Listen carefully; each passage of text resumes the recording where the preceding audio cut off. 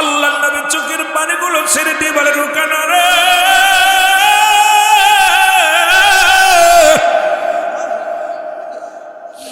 আমি নবী রহমতের নবী, আল্লাহ আমার দুনিয়ার মধ্যে পাঠাইল, এই দুনিয়ার মধ্যে আমার কুস্তি ধরার জন্য আমাকে পাঠান নাই।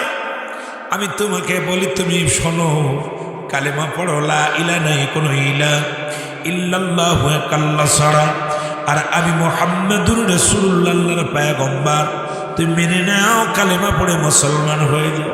রুকানা বলে, তোমার কালেমা আমি পড়তে পারি, শর্ত থাকবে, যদি তুমি আমার সাথে কুস্তি ধরে যদি কুস্তিতে জয়লাভ করতে পারো, তাহলে আমি কথা দিলাম মধুর কালেমা পড়ে মুসলমান হয়ে যাব। আর যদি কুস্তিতে পরাজয় হও, তাহলে আমার দেব দেবীর পূজা শুরু করবা। কথা দাও, দুইটা শর্ত থাকবে, তুমি যদি পরাজয় হও তাহলে আমার পথে আসবা, যদি জয়লাভ করো আমি তোমার পথে যাব। আমার নবী কিছুক্ষণ নিরাপত্তা পালন করলেন, সঙ্গে সঙ্গে নবীজি উপরের দিকে আরশের মহল্লার দিকে তাকাইলেন, তাকায় বলে, রুকানা রে, আমি রাজি। জোরে জোরে চিল্লায়া বলা যাবে আল্লাহু আকবার।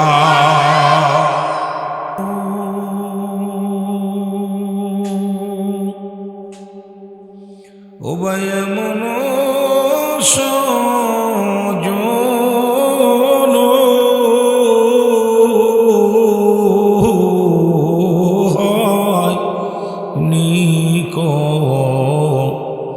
হবে না গো, এমন জন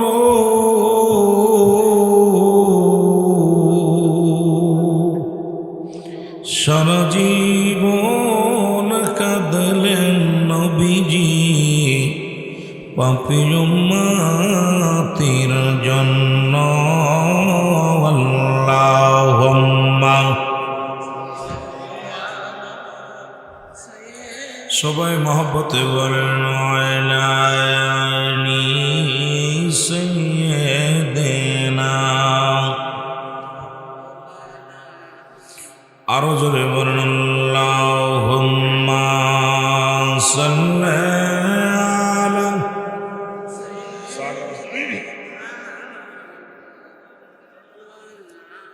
ওয়া আলা আলি সাইয়্যিদিনা।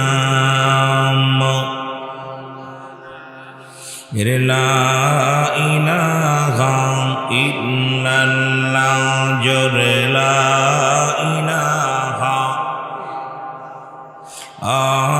লা ইলাহা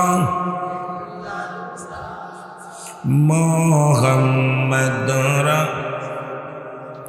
সাল্লাল্লাহু আলাইহি ওয়াসাল্লাম। সবাই তসবিহ জাতের জিকির করেন, আল্লাহ আল্লাহ আল্লাহ আল্লাহ আল্লাহ আল্লাহ।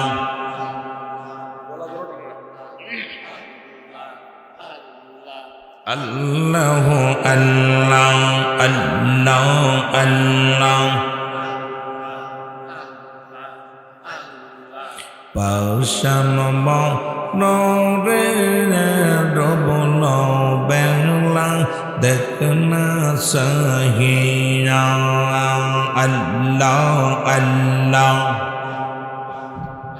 আইরে পৌরও পারে ডাক পৌরিলে, পৌরও পারে ডাক পৌরিলে, পার হবি তুই কি লইয়া।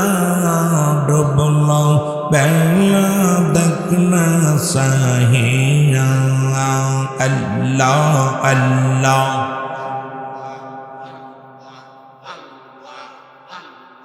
সদর জীবন রঙতামাশাই হেলা করে হারাইলি, সামনে চল রে অবুঝ মন রে। আল্লাহ আল্লাহ বলিয়া, আল্লাহ আল্লাহ। বন্ধুগণ আমার শোনো না, রুকানা খুঁজতে লাগলেন নবীজিকে, কোথাও খুঁজে পায় না। কোথাও তার সন্ধান পায় না। সবার কাছে জিজ্ঞায় আব্দুল্লাহর বেটা মুহাম্মদের খবর জানো নি? লোকজনে বলে রুকানা রে, তুমি আব্দুল্লাহর বেটা মুহাম্মদের সন্ধান যদি পাইতে চাও তাহলে তোমার এই রাস্তা দিয়ে ঘুরলে পাবা না, গ্রাম দিয়ে ঘুরলে পাবা না, চলে যাও মসজিদের মধ্যে মুসলমানদের ইবাদত শালায় যে দেখবা, কারণ রহমতের নবী রাহমাতুল আলামিন উনি মসজিদের মধ্যে আছেন। সঙ্গে সঙ্গে রুকানা চলে গেলেন। রুকানা যায় দেখে রাহমাতুল আলামিন মসজিদের মধ্যে সিজদায় পড়ে ইয়া রব্বি হাবলি উম্মতি উম্মতি বলে কান্দে।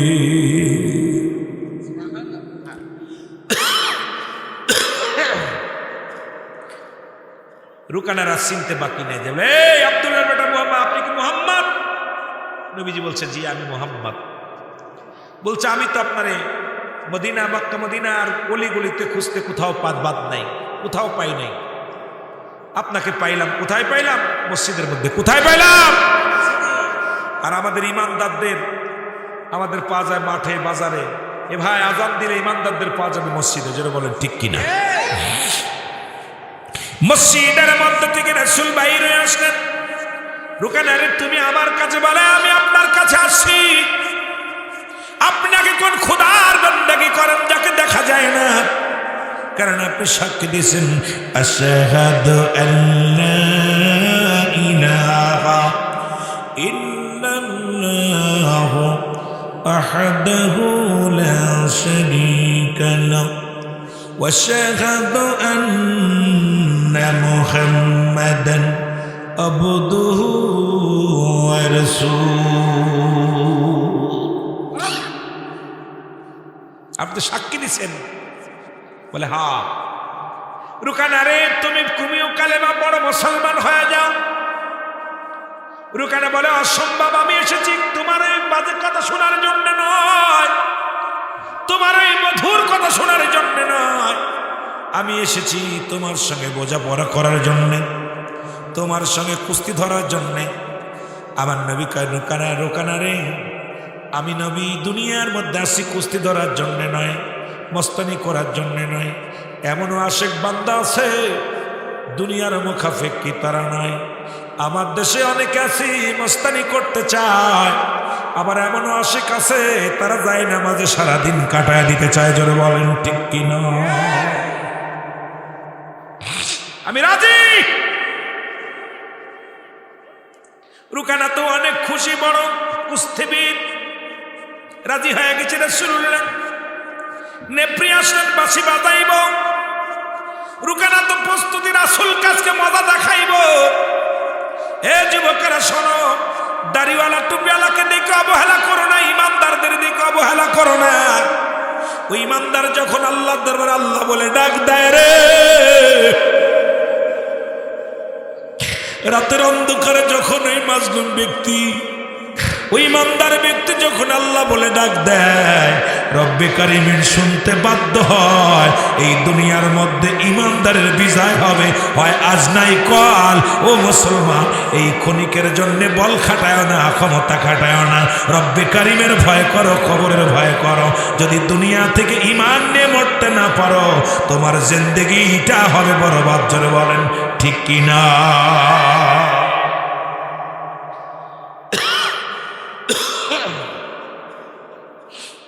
রুকানা যখন বাঁশি পড়ে গেল, রাসূলুল্লাহকে ধরবেন। নবীজি দুটি হাত ধরে এক হাতে পা ধরলেন, এক হাতে হাত ধরলেন, মাথার উপরে নিয়ে একটা আছাড় মারলেন। রুকানা আছাড় খায়া ছটপট করে। নবীজি কয় রুকানা রে তোরে দেখে বড় কষ্ট হয়, কালেমা পড়ে নে। রুকানা কয় হুজুর আমার তো হাড্ডি ভেঙে গেছে, উঠতেও পারি না। উঠবি কেমনে? তাড়াতাড়ি কালেমা পড়। রুকানা কয় হুজুর আমার আর একটা সুযোগ দেন, এবার আমার পরাজয় পরাজয় করছেন, আর একবার সুযোগ দেন। রাসূলুল্লাহ বলে দিলাম। আর একবার তোমার সুযোগ দিলাম। দ্বিতীয়বার সুযোগ দেওয়া হলো। রাসূলুল্লাহ এবারও হাত দুখানা ধরে এক টান্দে ফেলে দিলেন জমিনের মধ্যে। এবার কিছুক্ষণ পরে মা বাবাকে শিক্ষাইতে লাগলেন। আমার নবী কয় রুকানা রে কালেমা পড়ে নাও। রুকানা কয় হুজুর দুইবার পরাজয় হয়েছি, তিনবার আমার সুযোগ দেন, আমি কালেমা পড়ব না, কারণ আরেকবার আমার সুযোগ দেন। আমার নবী কয় রুকানা রে, মাজা তো গেছে, গার হাড্ডি গুড্ডি এবার চলে যাবে, কালেমা পড়ে নে, পাই না, আরেকবার সুযোগ দেন। এবার আবার সুযোগ দিলেন, রাসূলুল্লাহ একটা আছাড় দিলেন, এক আছাড়ে রুকানা সিরপে বসে পড়ে রইলেন জমিনের মধ্যে, উঠতেও পারে না, নড়াচড়া করতে পারে না। আমার নবী কয় রুকানা রে, দিবনি এবার একটা সাপ।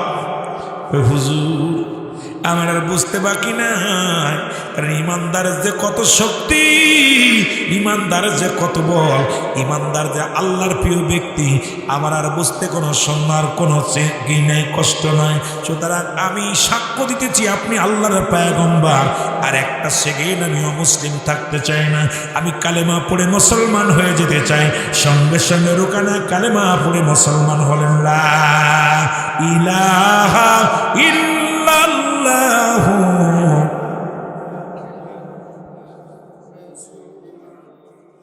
সাল্লাল্লাহু আলাইহি ওয়াসাল্লাম কালেমা পড়ে মুসলমান হয়ে। রুকানার ছেলে ইয়াজিদ দাঁড়ায় আছে। ইয়াজিদ বলতেছে, মুহাম্মদ আমার আব্বা তো বুড়া হয়ে গেছে, পরাজয় করছে, আমি যুবক মানুষ, আমার আব্বা ঈমান আনতে পারে, আমি আনতাম না, কেন আমার আমি দ্বিতীয় কুস্তিবীর দুনিয়ার মধ্যে, এখন আব্বা বেশি আছে বলে আমি প্রধান হইতে পাইতেছি না। আব্বা যেহেতু চলে পরাজয় মানছে, আপনার দলে গেছে, আমি যাইতাম না। আমার নবী ইয়াজিদ সময় আছে, কালেমা পড়। কয় কালেমা পড়তে আপনার সঙ্গে আমার সঙ্গে লড়তে হবে। আব্বারে যত সহজ হয়েছে পরাজয় করা, আমার এত সহজ হবে না। আমার বাবারে যত পরাজয় করা যত সহজ হয়েছে, এত সহজ আমাকে পরাজয় করা যাবে না। আল্লাহ নবী বলে, তাহলে তুমিও আসো, আমিও রাজি। এবার ইয়াজিদের প্রথম এক আছাড় মারছে রাসূলুল্লাহ ধরে। ইয়াজিদ কয় আর লাগবে না, আমার আর তৃতীয় 2 নাম্বার 3 নাম্বার আর আছাড়ের প্রয়োজন নাই। আমার বাবা গেছে যে পথে, আমিও যেতে চাই সেই পথে। কালেমা পড়ে নিছে, লা ইলাহা ইল্লাল্লাহু সাল্লাল্লাহু আলাইহি ওয়াসাল্লাম। বাপ বেটা দুজনই কালেমা পড়ে নিছে। অনেক আমি যুবকদের বলি, আজকে আমাদের অনেকের দেখা, আমার বাজানেরা রাসূলের আদর্শ, ইসলামের আদর্শ দেখে অসংখ্য মানুষ ইসলামের মধ্যে আসছে, কিন্তু আমাদের চরিত্র দেখে অমুসলিমের আমাদের ঘৃণা করে। কারণ কি? কারণ একটাই, ওই যে আমি মাঝে মাঝেই বলি যে সূরা তাওবার মধ্যে 6 নম্বর আয়াত, আল্লাহ নিজে বলে, হাবিব আপনার কদমের মধ্যে যদি কোনো অমুসলিম যায়, আপনি সর্বপ্রথম তাদের বসতে দেন। যদি তারা নিরাপত্তা চায়, আপনি নিরাপত্তা দেন। যদি আপনার কাছে সাহায্য চায়, সাহায্য দেন। যদি আপনার কাছে নিরাপদ স্থানে পৌঁছায় দিতে বলে, পৌঁছায় দেন। আমি নারায়ণপুরে এসে পেয়েছি কয়েক ঘর হিন্দু, তাদের মন দেখে আমি অত্যন্ত খুশি হয়েছি। আমার সঙ্গে বোঝাপড়া করতে হলে কোরআন নিয়ে আসতে হবে, আমি মারামারি করতে আসি নাই। রাসূলের আদর্শ আমি দেখেছি। আমার যে হিন্দু ভাইরা, আমি এখানে যখন মাহফিলের মাদ্রাসা করেছি, হিন্দুরা দলে দলে এসে আমার মাদ্রাসা দেখতে এসে। হিন্দু ভাইরা, আমি যখন আজকে মাহফিল স্টার্ট দিয়েছি, আমার হিন্দু ভাইরা এসে এখানে মাটি সমান করছে। আমার হিন্দু ভাইরা এসে এখানে এসে যখন পশু কুরবানি হয় দেখছে, রান্না হয় দেখেছে। আমি তখনই কোরআনের দিকে তাকাইলাম যে সূরা তাওবার মধ্যে আল্লাহ বলে, হাবিব ভালো করে রেখে নেন, সূরা তাওবা 6 নম্বর আয়াত, আল্লাহ বলে, হাবিব আপনার কদমের মধ্যে যদি কোনো মুসলিম যায়, সর্বপ্রথম তাদের বসতে দেন। তাদেরকে, তারা যদি আপনার কাছে সাহায্য চায়, সাহায্য দেন। যদি আপনার কাছে কি কয়, নিরাপদ স্থানে পৌঁছা দিতে বলে, পৌঁছায় দেন। ঘোষণা কার? যারা বলেন কার? সুতরাং এই নারায়ণপুরবাসী, তোমাদের মাঝে যে সমস্ত অমুসলিমেরা আছে, তাদেরকে বুকে নাও। হেদায়েতের মালিক আল্লাহ, তাদের সঙ্গে এমন ব্যবহার করো যে ইসলাম ধর্ম যে সত্য ধর্ম, ইসলাম ধর্ম যে আদর্শের ধর্ম, ইসলাম ধর্ম যে মানবতার ধর্ম, ইসলাম ধর্ম যে আত্মশুদ্ধির ধর্ম, ইসলাম মানে যে সারেন্ডার, ইসলাম মানে শান্তি, এটাও মুসলিমকে বুঝতে দাও। তুমি যদি অগ্রপন্থী হও, তুমি যদি তোমার ভিতরে সেই আমিত্ব দূর না করতে পারো, কিসের মুসলমান? আমাকে এই যে আমার বীর দাদা, ওরা 2 ভাই এসে আমাকে বলতেছে, এই বাগিচাটা হিন্দুদের। আমাকে বলছে, দাদা ধর্মের কাজ করবেন, আমার জায়গার মধ্যে যা ইচ্ছা তাই করেন, পায়খানা প্রস্রাব থাকার জায়গা প্যান্ডেল লাইট যা করবেন করেন। আমি প্রাণটা ভরে গেছি। একটা কথা বলা পর বলছে আপনি তো ধর্মের কাজ করবেন, ধর্মের কাজ করবেন। আপনি তো এই ধর্মের কাজ, অন্য কিছু কাজতেছেন না। এই জন্য আমি হিন্দু ভাইদেরকে, যারা আমার আশপাশে যে হিন্দু ভাইরা আছেন, আমার বিবেক দাদারা আছে এ পাশে বীর দাদারা আছেন, আমার অত্যন্ত ভালো লাগছে। এই নারায়ণপুরের যে হিন্দুরা আছে তাদের আদর্শের কাছে আমি হার মেনেছি। আল্লাহ তাদের হায়াতের মধ্যে বরকত দান করুক, জোরে বলেন আমিন। কোরআনকে যদি আবার বোঝাপড়া করলে কোরআন নিবেন, বলে রুলামি সিদ্দিকী মনে হয় পামদে করতেছে, কারণ কোরআন নিবেন। কোরআন বলতেছে নবীজি আল্লাহর চাইতে আপনি বেশি বোঝেন না। আল্লাহ বলেন ওরা আসলে ঠিক আমিও তাদের জন্যে, তারা একটা দাবি করেছিল, দাদু ভাই আপনারা গরু কুরবানি করবেন না, একটা দাবি আমি কিছু করবো না, তাদের জন্যে পর্যাপ্ত তাবারকের ব্যবস্থা আছে, আপনারা এসে নিবেন। আমি হিন্দু ভাইদের বলবো আপনারাও তাবারক নিবেন, কারণ হেদায়েতের মালিক আল্লাহ। আপনাকে যখন আল্লাহ হেদায়েত দান করবে আপনি আমারে খুঁজে নিবেন, আপনারা আমি খুঁজবো না। জোরে বলেন ঠিক কিনা, আরো জোরে বলেন ঠিক কিনা। যেদিকে যাবো আস্তে আস্তে।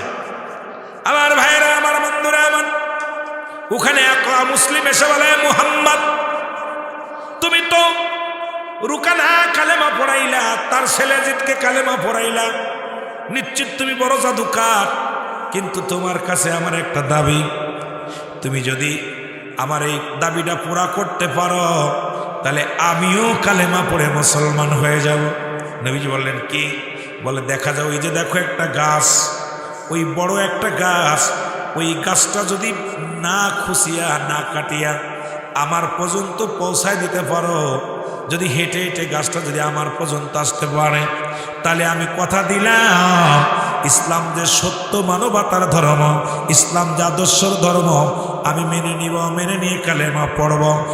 আমার ভাইরা, আমার ওয়াজ কিন্তু বুঝে নিবেন, আলোচনা কোন দিকে যায় এটার ব্যাখ্যা দিয়ে বিশ্লেষণ দিয়ে আলোচনা করতে গেলে সময় লাগবে। এই সময় আমি আপনাদেরকে দিতে পারবো না। যদিও আল্লাহ বাসায় যদি রাখে, আগামীতে যদি আপনাদেরকে নিয়ে বসি সময় একটু বেশি দিব। যদি আর আপনাদের মুসলমান গভীর মনোযোগ। রাসূলুল্লাহ বললেন ইহুদিরে আমার বলা লাগবে না, তুমি যে গাছটাকে বলো যে রাহমাতুল লিল আলামিন তোমাকে হেঁটে যেতে বলেছে, যারা বলেন মারহাবা। আমি বলবো না, তুমি বলো। কি বলেন হুজুর, আমার কথা হইল নি? আরে হুন বোঝা। ইহুদি চলে গেলেন যে গাছের কাছে, মোটা গাছ, গাছের বললেন গাছ, আল্লাহ নবী রাহমাতুল লিল আলামিন বলছে তুমি এখান থেকে ওই পর্যন্ত যেতে হবে। গাছ বলতে যত দেরি, কে বলেছে? রাহমাতুল লিল আলামিন। সঙ্গে সঙ্গে গাছ ডানে একটা মোচড়, বামে একটা মোচড় দিয়ে গাছ একা একা চলা শুরু করেছে। জোরে বলেন সুবহান, আরো জোরে। গাছ হাঁটা শুরু করছে। ইহুদি থেকে গাছ হেঁটে হেঁটে রাসূলুল্লাহ পর্যন্ত চলে গেছে। কি আশ্চর্য, এত মোটা গাছ কাটে নাই, গাছপালা এত শাখা প্রশাখা, তার ভিতরে দিয়া গাছ হেঁটে হেঁটে রাসূলের পর্যন্ত চলে গেছে। ইহুদি দৌড়ে এসে বলে মুহাম্মদ আমি মানি তুমি নবী, তুমি গাছটা খাজি খান থেকে এনেছো, সেখানে তোমার পৌঁছায় দিতে হবে, তাহলে কালেমা বলে নিও। আমার নবী কয় যেমনি সহজ আশা তদ্রুপ তুমি বলো, আমার বলা লাগবে না, তুমি বলে দাও গাছকে আমার নবীজি তোমাকে জাগায় যেতে বলেছে। গাছের কাছে যে ইহুদি বলে গাছ শোনে, শোন, রাহমাতুল লিল আলামিন তোমাকে ঘোষণা করেছেন তোমার নিজের গতিতে তুমি তোমার জায়গা পরিবর্তন করে তোমার আসল রূপে ফিরে যাও, আসল জায়গা ফিরে যাও। সঙ্গে সঙ্গে রাসূলুল্লাহ থেকে আবার গাছটা গুটি গুটি পায়ে পায়ে হেঁটে মুসলমান শোনো চলতে চলতে নির্দিষ্ট জায়গা চলে গেছে। জোরে জোরে চিল্লায় বলা যাবে না মারহাবা।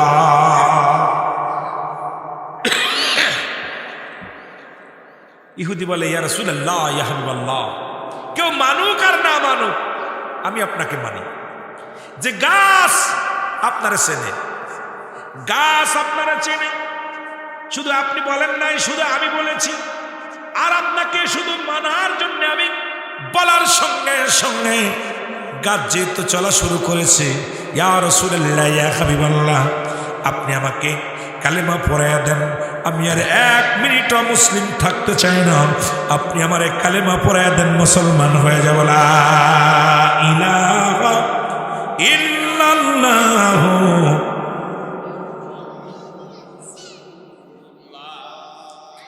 কসম আল্লাহ, আল্লাহকে সাক্ষী রেখে বলতেছে, এই গুনাহগার এই হাত দিয়ে পাপিষ্ট মানুষ, এটা আপনাদের দোয়া। অসংখ্য প্রায় মোটামুটি 100 উপরে চলছে, অসংখ্য এইরকম পথভোলা মানুষ এই গুনাহগারের হাতে হাত রেখে মুসলমান হয়েছে। সুবহানাল্লাহ বলেন না? অনেকে আপনারা ফেসবুকে দেখছেন সপরিবারে এসে দৌড়ে এসে, কারণ আমাদের চরিত্র এমন পরিবর্তন করার দরকার। কিন্তু আমাদের চরিত্র কালচার পরিবর্তন না করলে তারা চিনবে না। কারণ আমরা যেভাবে শুরু করেছি, আমি আপনাদেরকে অনুরোধ করবো মুসলমান বাবারা, রাসূলুল্লাহর আদর্শ যদি থাকে আপনাদের ভিতরে, এমনি রাসূলকে বলে নাই বাইয়িনাত, উত্তম ব্যবহার, উত্তম আখলাক, উত্তম চরিত্র। দেখেন না হযরত আনাস কেমন চরিত্র ছিল, রাসূলুল্লাহর কদমে 10 বছর খেদমত করছে। কয় বছর? জোরে বলেন না, কয় বছর? হযরত আনাস 10 বছর রাসূলুল্লাহর গোলামি করছে। হযরত আনাস বলে, আল্লাহর কসম, আমি 10টা বছর নবীজির কদমে ছিলাম। নবীজি ঠান্ডা পানি চাইলে গরম পানি দিতাম, নবীজি জুতা চাইলে স্যান্ডেল দিতাম। এত অপরাধ করেছি, নবীজি একবার 2 বার ডাকলে যাইতাম না, উঠলে ঘুমাইতে গেলে শুয়ে জায়গায় থাকতাম। 10 বছরের মধ্যে আমার নবীজি আমাকে ধমক দিয়ে কথা বলেনি। সুবহানাল্লাহ বলেন না? আর আমরা কর্মচারীরে পিটাই, আমাদের ব্যবহার কিষানদের ধরে পিটাই। সারাদিন ভরে কর্মচারী আমার কাজ করেছে, বাড়ি যাওয়ার সময় চোখের পানি ছেড়ে দেয়। এটার নাম ইসলাম না, এটার নাম ইসলাম হতে পারে না। আর সেই আদর্শ শিক্ষা হতে হলে আমাদেরকে দ্বীনে ইলম অর্জন করতে হবে, দ্বীনে প্রতিষ্ঠানে আসতে হবে। আল্লাহ যেন বুঝার তৌফিক দান করে। সকলে বলুন আমিন। আরো জোরে বলেন আমিন। সুতরাং আপনাদেরকে আলোচনা শুনাইলে আমি সারা রাত সুন্দর সুন্দর আলোচনা, নসিহাত কোরআন থেকে তাফসীর করে সুন্দর আলোচনা শোনাইতে পারতাম। আলোচনা থেকে কিন্তু আপনাদেরকে মহামূল্যবান সময় নষ্ট করব না। আপনারা এসেছেন, আমি সারা রাত মাহফিলের পক্ষে, ভাই এক সময় সারা রাত করাইছেন। চিন্তা করলাম দূর থেকে আমার ভাইয়েরা আসে, অনেকেই কর্মজীবী। এই মানুষগুলোর আমি জায়গায় থাকলে সকালবেলা 500-700 টাকা তাদের মায়ের হয়ে যায়। এই মানুষগুলো যখন আসে, এই মানুষগুলোর দিকে লক্ষ্য করে আমরা 11:30-12টার দিকে ছাড়ব, 12টায় কমপ্লিট করবো। তারপরে আলেম ওলামা বেশি হওয়ার কারণে আপনাদের 1 ঘন্টা আপনাদের সময় নষ্ট করে ফেলেছি। আমি আপনাদের কাছে ক্ষমা প্রার্থী। সকলেই আমরা এখন যে যেখানে আছেন সকলে দাঁড়ায় নবীজিকে